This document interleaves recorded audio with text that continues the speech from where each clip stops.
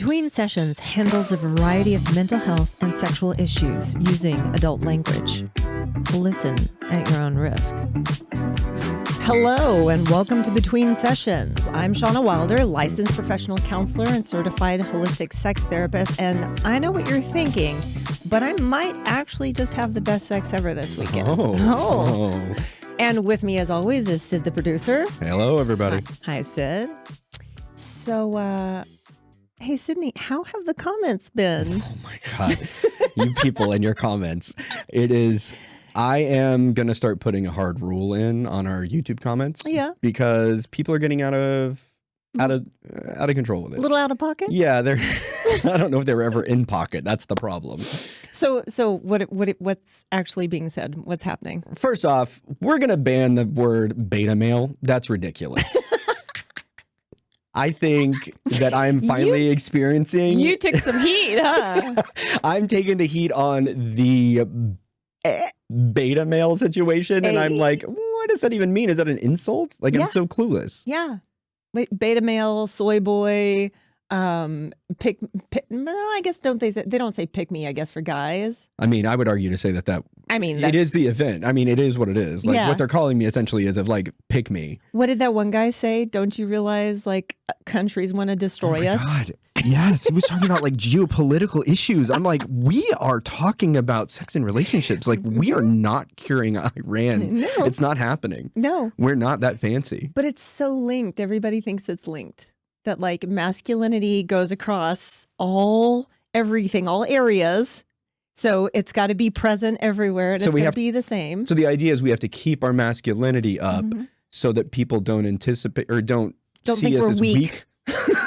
Yes. So we're saving the United States by not producing beta males. This guy is also imagining a day where we go to war and we just have a battalion of like soft underbelly, like beanie wearing, matcha drinking guys that can't lift a rifle or something like that. I don't know if anybody's actually paid attention, but you should go watch and see the photos of all the people who served in World War I and World War II. Yeah. Yeah, the ones who came out of that weren't Not exactly. weren't the big guys. No, not exactly. It was right? the very small guys that could stay down in a foxhole. And if that means a pick me, I'll take it. I'll take it. I want to point out, though, you're getting the shit from other men. I know. It's never the women. You're not getting women saying, oh, this is so unattractive. But I'm also not And, getting like- support from women. No, Like, no. I'm hearing radio silence. For a pick me, I would like some backup. See, and that would validate that. And that would validate If my a guy pick me. thought you were being a pick-me and the women showed up in droves to be like, I'll take him. You're not please." wrong. That's not what's happening. No, it's not. So, and then what kind of comments am I getting, right? You're getting like follow through. You're getting like questions, Oh, at least Sorry. close to on topic. that's because you don't see a lot of the ones that I'm deleting. Okay? Because you don't see. And then you also don't see. I did show you the other day the people that like send me garbage through like LinkedIn. So Who wants to? are we both being objectified by men? I mean, yes. Is that essentially Very, what's very happening? differently. But a very different aspect of what's You're happening? supposed to be cannon fodder, and I'm supposed to be a warm body. Like, I guess is the thing. At least I get to be cannon fodder. I did get one fun comment. Someone just wrote vulgar. I thought that That's was fun. nice. I know. I like it. I think I'm going to get it on a T-shirt, I like this. and it just says vulgar. We're going to have vulgar merch. I'm going to have. Yeah. I'm going to have it in the metal script where it's like vulgar. Vulgar. Yeah, I'm just going to get you a necklace, like a jewelry piece. Yeah, that like Carrie Sex and the City Oh, yeah. script. It just says vulgar. Vulgar. And like, or no, the big door knocker earrings where Oh. it has it. I'm going to see if we can get that made. Let's just see if we can get the necklace made. Let's just and get as sell the trashy necklace. as possible. Vulgar. I It's like great. it. It's great. All right, so what do we have on the schedule today? All right, so today we've got 3 phone call. Well, we've got messages, Oh, and we've y'all got are one. hitting up the hotline. We've I got a love it. live message, or we've got a Okay. live caller 2 in a second. Okay. But for right now, we're going to play a message that I actually got in from the phone. Okay. And just so everybody knows, if you have a chance and you have a question, or if you have a comment about something and you want to say it with your chest, call the number, Yeah. tell us what you think, and reference what you're actually calling for, because we have no idea. 682-422-7732. That is 682-422-7732. I'm glad one of us knows it. 24/7, baby. 24 hours a day, 7 days a week. Call us, leave us a message. Any vulgar ones, I might put your number underneath it when we broadcast. You might go first. You might go first. You might be the ones. All right. So let's hear that first message. All right, let's go with Hi, Hannah. my name's Hannah. I am 37 years old, and my scenario that leads to my question is, so my husband would absolutely love to wake me up by being playful. However, to this day when I'm still asleep, Probably not and he tickling, tries something, whether it's any type of intimate touching, so like just even touching my breasts or kissing my neck or stroking me in some way, I wake up in full-on panic mode. Yeah, I would too. Mostly because I had, in my past with my exes, not great experiences. Transparently, they really enjoyed hurting me. Oof. And specifically when I was sleeping with one of them. And so I have a very difficult time with that. And over the years, I've had wonderful, safe friends and safe spaces that have kind of helped me regain some of that autonomy. And my husband has been extremely patient. We've been together for 15 years at this point. Oh.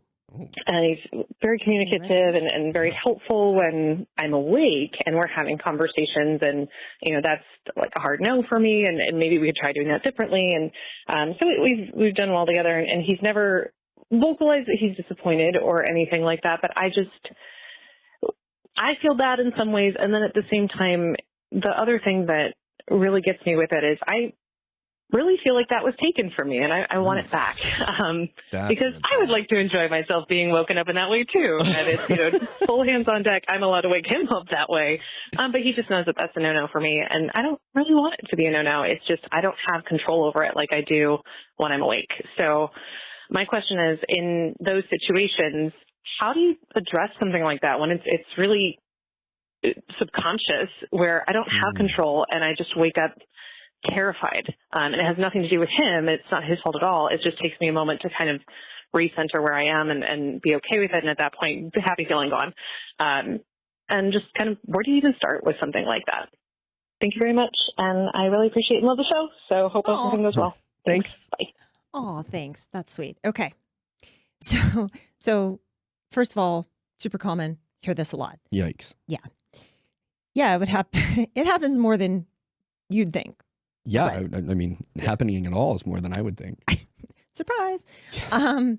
First of all, super sorry to hear that happened to you. Oof. That's terrible. It's gross. Glad you're not with those people anymore. Long time not with those people. You've been with your husband for 15 years, and he sounds great. And you sound great too. So You do.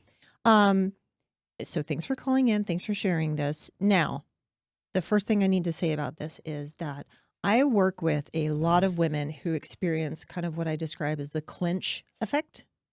Yeah.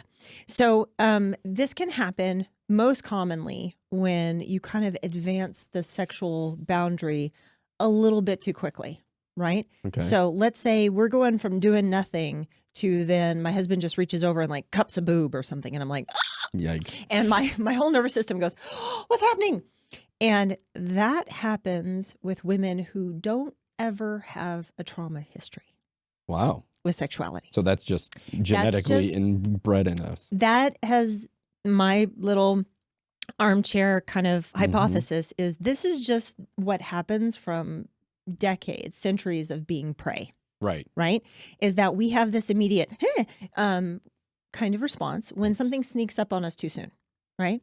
So also, I would say, I know a lot of people, and probably even Hannah, that maybe on any other day can wake up already in a state of anxiety. Oh. So from the minute your little eyes pop open, you're going about all the things that you have to do. And Sexual or not, just sexual life. or not, your brain's just running, Okay. right? Possibly even your nervous system is just running, Mm-hmm. right? So this is not me dismissing the trauma. Let me say that very clearly. This is me normalizing what you're experiencing, even for people who don't have trauma.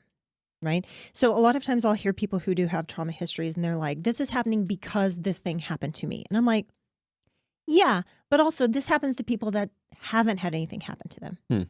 So whether you have or not, you could still be struggling with this. You could be somebody who's never had a bad thing happen in your sleep in your life and still wake up wanting to slap his hand off your tit when it happens. Right. Okay. So to understand that this is something that your brain and your body can sometimes just randomly do, it may or may not be linked to trauma. You're drawing an association, and that's valuable. However, there is this automatic nature to it that has nothing to do with trauma. Okay? Knee jerk, right? The next thing I would say is the beating yourself up about it is not going to help you. Right. So putting pressure on yourself in terms of like, I feel bad because I want him to be able to have this, and then I want to have this. Like, it doesn't sound like the partner's putting any kind of pressure on her. So that's a huge plus. Yeah. She chose right. Yeah. She doesn't say he's upset, he pouts, he gets frustrated. Like, she hasn't said anything like that. Okay. So this is a problem they both want to solve, but they want to solve it in a happy way. Nobody's doing any pushing. So what that means, Hannah, is that you can't be pushing yourself from the inside. The more that you focus on pressure about it, the harder it's going to be to move any of these variables around. Right. Okay. It's fine, though. I will say this. It is fine to get angry about a circumstance and have that kind of like catapult you to change, right? Her saying like, I want this for me. Great. Great. Absolutely great. When I have two people and one of like, you know, a man and a woman, and the man is saying, hey, honey, I need you to make a change. And the woman's like, okay, I'll make a change to make you happy. Progress will look like this. It will not be steady. It will come and it will go. When the woman herself says, hey, I want to make a change for myself, and also this will make my partner happy, but I want it for myself. Change will typically look a little bit more linear. There won't be backsliding because it's tied to that person's goals, not just I have a goal of placating you. But is there any benefit to having an hour goal? Yeah, there is. Right. There absolutely is. But you can't minus the personal.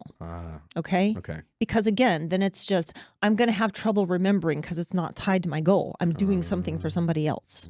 Okay? So that's thing number 2. Thing number 3, it sounds like you're already partially doing most of what I would kind of like recommend or like prescribe. I got to hear on love my the face. love the prescription. Yeah, as if I'm a doctor, right? So what I would suggest is this. He's going to surprise you. You're going to wake up and go, what? A little bit, right? And it sounds like maybe as a suggestion, like don't hit up the erogenous zones immediately. Maybe like rub my thigh, rub my back, rub my arm. Don't kiss the neck. Don't grab a boob. Don't grab the puss. Yeah. Right? Like those are highly, highly innervated, and those are highly triggered to the clench response. Okay. So maybe start a little bit on the outskirts and then move it in as I kind of wake up. Right. So you don't want to wake up with his face in your crotch. Right. Like that's too much. That'll definitely, shut up, Sid. That'll definitely trigger that response. Okay. But wherever it gets triggered, you have to kind of lay there for a moment and breathe. Have a little conversation with yourself about what's happening in your body. Okay. Talk to yourself about how like, this is just a knee-jerk reaction. He's safe. I'm safe. I know he's not going to hurt me. I might I can let whatever feelings I've got, annoyed, scared, fearful, whatever, I can let them come up. I can let them go. So what this means is basically he needs to not withdraw from you. You need to just kind of like marinate in it for a little bit and breathe deeply, get out of your head, get into your body, lean into what he's doing, see if it feels good, and see if you can just hang out there long enough to shift your mindset out of that fear response. Interesting. Right? So you're letting the body kind of like regulate and calm down, and you're talking yourself through it like, okay, we know what's happening. This just happens. Okay. But let's look around. Like the variables are different. Yeah. Okay. Open your eyes kind of thing. Right?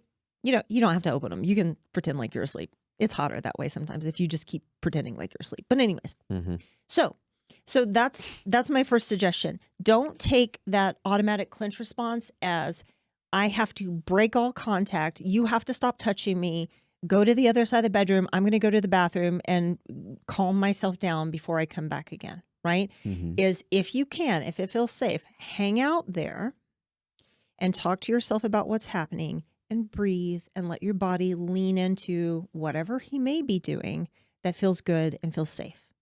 Okay? So take note on what you like and what you don't like out of the situation. Yes. You remember the ladder? Right? We talk about the ladder a lot. So if there's something down here, like if he's just, like rubbing your leg or rubbing your back, and you can get out of that moment and go, well, but that does feel nice, right?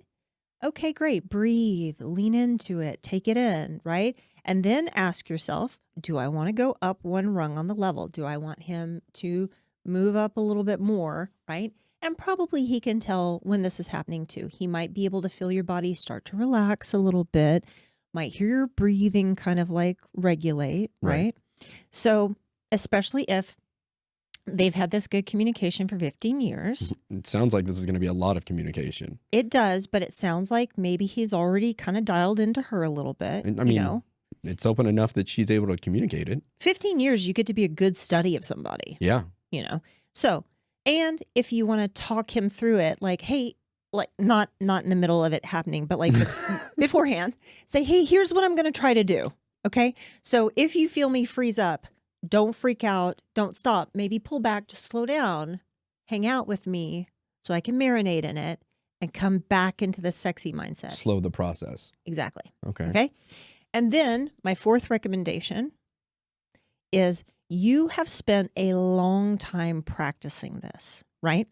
And what I mean by practice, I'm not saying it's conscious, okay? But when your body sounds the alarm, you've been practicing whatever kind of response that you have, whatever thoughts and feelings that you have, right? Unwillingly or whatever you have. And so we've really deepened that like neural pathway of when X, then Y. Right. Right? So what I would recommend is outside of sexy time, okay, whenever you have a spare moment throughout the day, or, you're alone, maybe you're having some self-care, whatever, mentally rehearse this feeling positive. See the scene in your mind, see yourself asleep, see him waking up, touching you. Think about what that would feel like.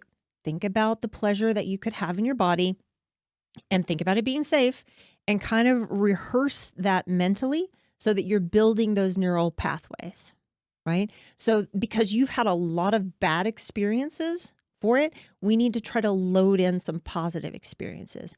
And research tells us that with anything, it can be playing a piano, it can be firing a gun, it can be like Target, right? Anything like that. If you're mentally rehearsing it, you'll double your performance, if not more. Interesting. Right? So you don't have to physically be having a success for you to mentally rehearse a success and then use that as an anchor point for when that happens in real life. So there you go. Yeah. Those are my recommendations. That's a lot of recommendation, and good luck to your spouse, because that's going to be a lot of communication. It's going to be a lot of patience. It is, but 15 years. And it's worth it. It's worth it. That's some hot shit if you can make it work. So good luck, Hannah. Thanks for calling in. That's a marriage saver. If this podcast helps, but you want guidance you can use tonight, join our sex therapy community on School. You'll get bite-sized lessons, conversation scripts, and weekly live Q&As where we'll work through real situations together. You don't have to do this alone. There's a whole community of people figuring out with you. Link in the notes to our community.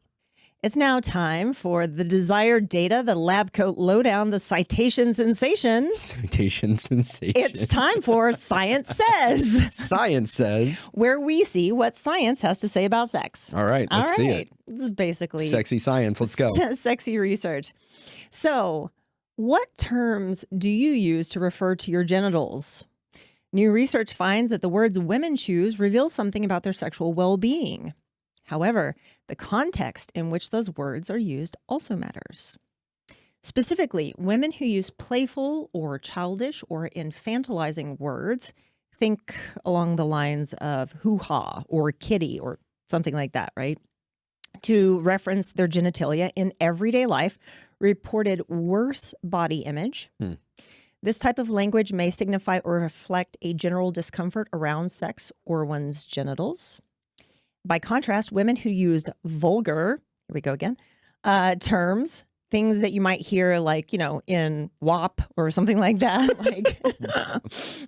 like pussy, cunt, Right. stuff like the really fun ones, right? The certified freaks. Exactly. During sex, when they use those, when women are confidently using those terms during sex, they report greater pleasure, higher rates of orgasm, as well as a greater desire for oral. Oh, Crazy, right? yeah. Although words in the vulgar category are considered by many to be derogatory, it may be that they also carry an element of empowerment for other women. So what about women who use correct terminology like vulva and clitoris? Sexy. Our old friend Aunt Clitoris. Sexy. They looked at that too, but they really didn't find any associations either way. So that's kind of middle of the road. Exactly. Interesting. So maybe it works, for somebody who's like really into science. I don't know. But my intuition is that people who use those childish words for their genitals do so because of shame. And people who use those more vulgar words do it freely because to do so, they're basically evidencing like their freedom from shame. And so they probably have fewer hangups when it comes to sex. So it's like a female empowerment. Exactly. It's kind of like an outward sign of like, oh, she doesn't really have a lot of hangups. Or she's trying to get over them, actively work on getting over them. Which may exposure therapy. That's a win-win. We're just going to cunt our way out of it. It's going to be great. So you can't vulva your way out of it? I mean, maybe. You could try. While this shows that terminology and sexual health outcomes are related, the direction of the effect remains unclear. Also, this sample, this is the critical portion, right? Okay. So like we definitely see some relatedness, but we don't necessarily see data for causality.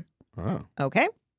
So we're not saying that, whipping out pussy in the middle of sex, the word, right, or whipping it, anyway, doesn't necessarily correlate to just that alone greater enjoyment, okay?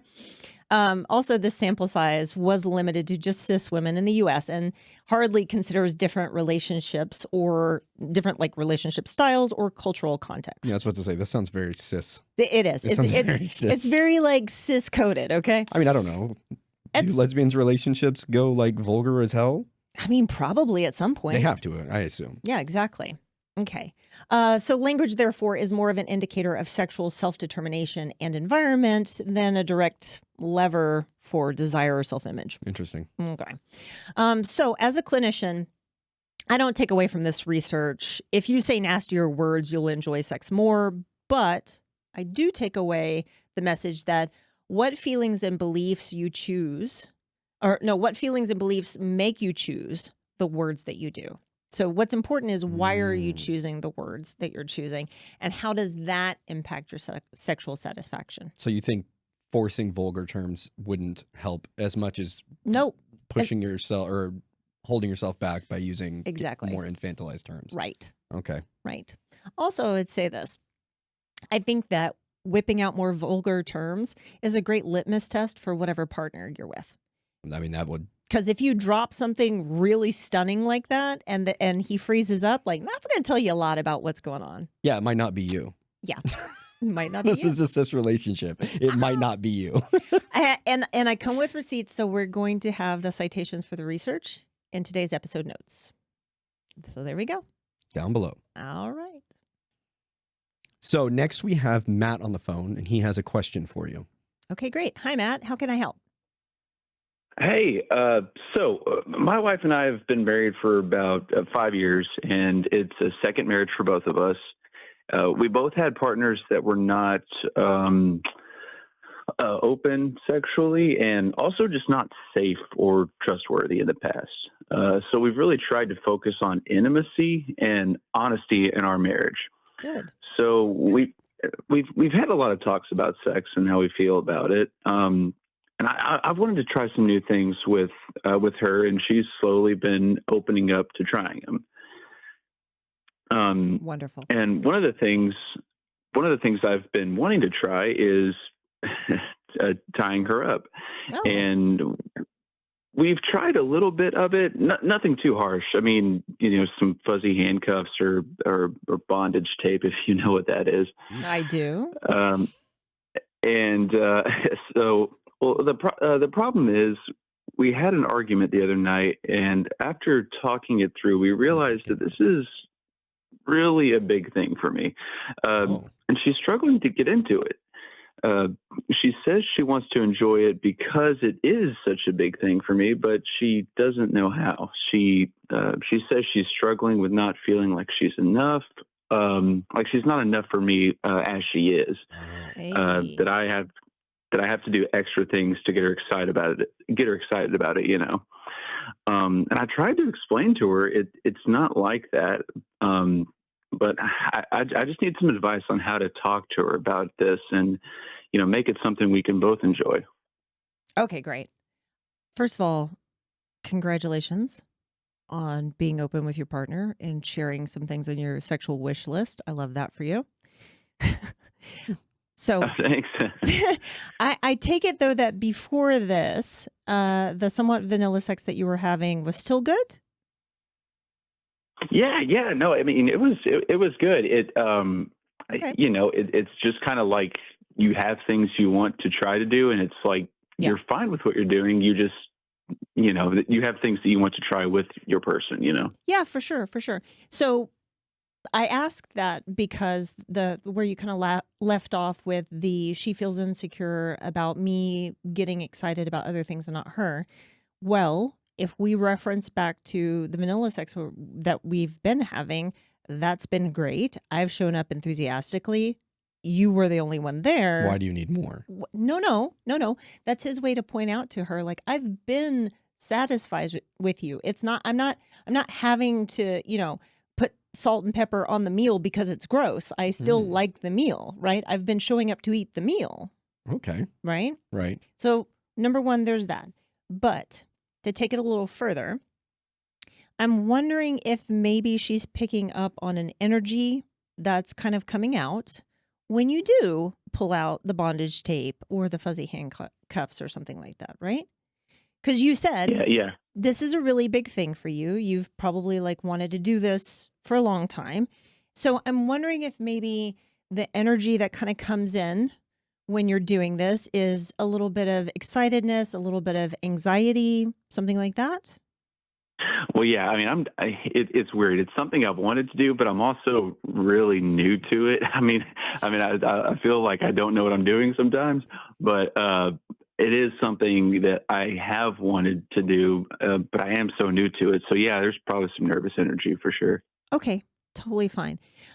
A lot of times when I see people with that, I don't really know what I'm doing. Super common when trying out a kink, right? Also, there's not too many wrong ways to do whatever you're doing, especially the level that you're doing them at. You're not going to handcuff somebody with fuzzy handcuffs in a way that cuts off circulation or, damages a joint or something like that. That would come with more advanced stuff like rope play or something like that. So you're not really going to do anything physically damaging at this point. But possibly because you're kind of you've got this anxious energy going, maybe you're rushing, maybe you're fumbling, and maybe she's seeing that energy spike when you're pulling this stuff out. Also, what could be spiking your energy is potentially knowing that she's not as enthusiastic as you are. So sometimes when I see people, trying new stuff out, especially the person in your position, you might be kind of trying to hurry up and get something done or minimize it maybe, or minimize the kind of time it takes to do those things so that she can feel more comfortable and the pace is going at a good pace. Does that sound about right? Yeah. I mean, it's definitely, that's definitely a part of it. Yeah. Okay. So great. So what I would say is this, slow down with what you're doing, right? What is it, and just quickly for my own curiosity here, what is it specifically about her that you're wanting to do this with her? Where's the turn on here for you?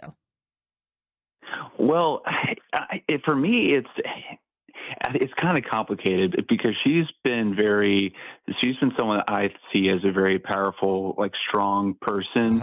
And so it's not so much I'm trying to, I guess, dominate in a way, but it's more like if you can get a person who's that strong and self-assured to willingly kind of put themselves in a more submissive role and want to and to enjoy it, it kind of makes it feel like, oh wow, like this is, this is a real turn on, because in a way it feels like they're choosing to let you have your moment in the spotlight, I guess. It's kind of complicated. No, I get it. The old role reversal kind of thing, right? So the reason that this is so attractive to you is because you do see her as such a powerful person. And so the kind of like juxtaposition of that is the turn on. Does she know that? Wonderful. Now that's a good question. That's about where I was going to go next, right? So number one, kind of slowing down and, understanding that you get nervous and excited, and maybe that doesn't play so well for her. Right. Just with like pulling out the stuff, because like I'm imagining there's a point where you're like cuddling, kissing, touching, and then it's like, hey, you want to do a thing. And then suddenly you're like rummaging through the nightstand drawer and fumbling and dropping and all that kind of stuff. Right. So yeah. It's definitely kind of awkward getting it out. Yeah. Yeah. So that's the point where you need to kind of like breathe and slow down and don't rush and don't try to like strike while the iron's hot. And just kind of like play it out a little bit more slowly. That's tip number one. Tip number two is kind of like what Sid said. Maybe you need to communicate why this is a turn on for you, right, because she is such a strong person. And then that leads me to tip number three. Okay. Have you ever heard of the term topping from below, or possibly the term bratting? No, I haven't heard of those before. No, I'm sorry. Okay. Totally fine. That's totally fine. So, number one, if you're slowing down and you're kind of sensualizing the process, not just slowing down, pulling the stuff out, but as you're tying her up and all that kind of stuff, talk to her. And, if you tie her arm back to the headboard or something, then you're running your hand down her arm, talking about how strong her muscles look and how beautiful she looks like this. So on the one hand, you can try to see if she's got a praise kink. So you kind of like lean into complimenting and praising her for doing this and really like pouring it on about how great she looks. So you can try that and see how that works. The second thing that you can try is, and this is one you'd have to kind of talk to her about, is the concept of topping from below, or somewhat related bratting. So this is where she kind of like puts up a fight and there's a little bit of a tussle, and she maybe looks at you like, yeah, you think you're strong? You think you can tie me up? I don't think so. So she gives a little pushback to it, right? That can be fun. That can be erotic. And that could possibly anchor her back to feeling like she's in control of doing this. So, okay. I think I know what you mean. Yeah. Okay, cool. So those are my big suggestions, but I have to say, it really does sound like you have a great relationship. It sounds like you really do love and care about your wife a lot, and you're not just trying to like force her to participate in something. It also sounds like she really cares about your feelings with this too. If she's wanting to like take the time to really figure this out and get you two kind of like more into a mental alignment about what's happening. So you've got a lot of good positives to build on. Try to keep that in mind. This is a small little bump in the road, and it just takes a little bit of zhuzhing to get everybody going in the right direction. Okay? All right. Yeah, for sure. I'll do it. Thank you. Thanks, Matt. Have a good one. Thanks, Matt.